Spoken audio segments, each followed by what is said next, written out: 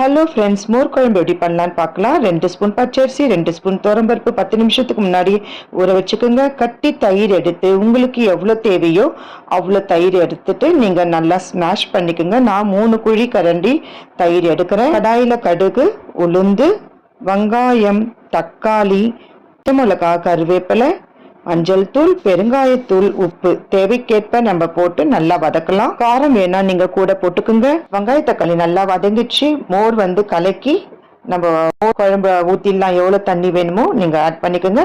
தண்ணி முதல்ல கம்மியாகவே ஊற்றிக்கோங்க. அதாவது ஊற வச்ச பருப்பும் நம்ம இதுலேயே ஊற்றிட்டு கொஞ்சம் பொங்கி வர நேரத்தில் சிம்மில் வச்சிடுங்க. அதுக்கப்புறம் 1 ஸ்பூன் கார்ன்ஃப்ளவர் மாவு கலந்து இதுலேயே நீங்கள் ஊற்றுனீங்கன்னா குழம்பு கொஞ்சம் திக்காக வரும். மோர் குழம்பு கொஞ்சம் நீரோட்டமாக போகாது. சூப்பரான சுவையான மோர் குழம்பு ரெடி ஆயிடுச்சுங்க. என் ஸ்டைல். காஞ்ச மிளகா கடைசியாக போட்டால் கலர் மாறாது. அதை